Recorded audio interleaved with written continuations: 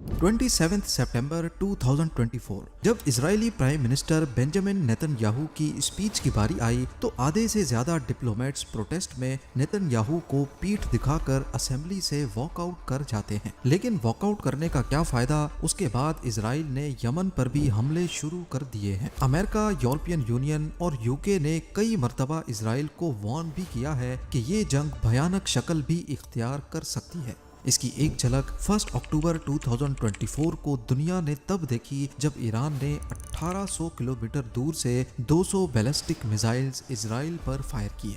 और 2 अक्टूबर तक की रिपोर्ट ये है कि इजराइल ने ईरान को संगीन नताइज की धमकी दी है। मिडिल ईस्ट में चारों तरफ अरब कंट्रीज से घिरे हुए छोटे से इजराइल में आखिर इतनी ताकत आई कहां से है? इजराइल की असल ताकत समझने से पहले हमें थोड़ा सा करंट सिचुएशन के बारे में समझना भी जरूरी है। ये टेरिटरी सिर्फ 360 स्क्वायर किलोमीटर के एरिया पर फैली हुई है, जहां से ना निकलना आसान है और ना इसके अंदर जाना। इसी वजह से इंटरनेशनल कम्युनिटी का मानना है कि गाजा स्ट्रिप दुनिया का सबसे बड़ा ओपन एयर प्रिजन है। इसका सबसे ज्यादा नुकसान गाजा की लोकल पॉपुलेशन को हो रहा है। इजराइल का कहना है कि ये सब उन्होंने हमास के मिलिटेंट विंग को खत्म करने के लिए किया है। इजराइल के हमलों से बचने के लिए गाजा की लोकल पॉपुलेशन के पास सिर्फ एक ही रास्ता बचा है कि वो गाजा स्ट्रिप छोड़कर लेबनान में पनाह लें। लेबनान में हिजबुल्लाह का काफी असर रसूख है, जो कि एक ईरानियन बैक्ड मिलिटेंट ग्रुप है। इस ग्रुप ने इजराइल को लेबनान से बाहर धकेला और तब से लेकर ये लेबनान का एक पावरफुल पॉलिटिकल और मिलिटेंट विंग है।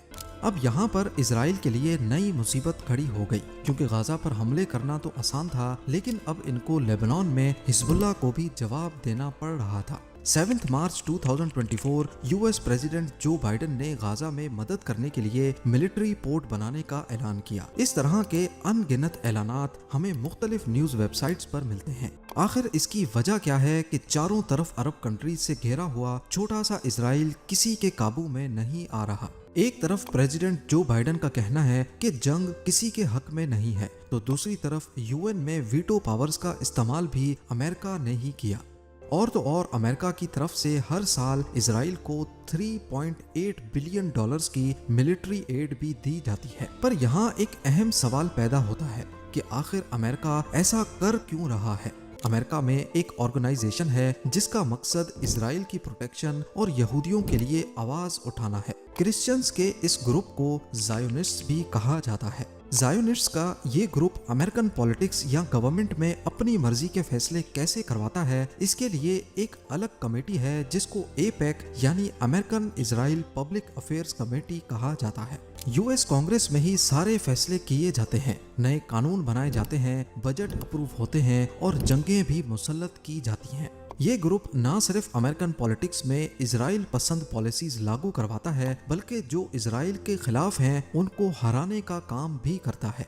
एपेक की इजराइल के लिए सपोर्ट अब काफी भयानक शक्ल इख्तियार करने लगी है। मजे की बात यह है कि एपेक की वेबसाइट पर उन तमाम सेनेटर्स की लिस्ट मौजूद है जो प्रो इजरायली कैंडिडेट्स हैं और जिनके लिए फंडिंग जमा की जा रही है। यूं मालूम होता है कि अमेरिका की इजराइल को सपोर्ट करने की एक नहीं बहुत सारी वजूहात हैं।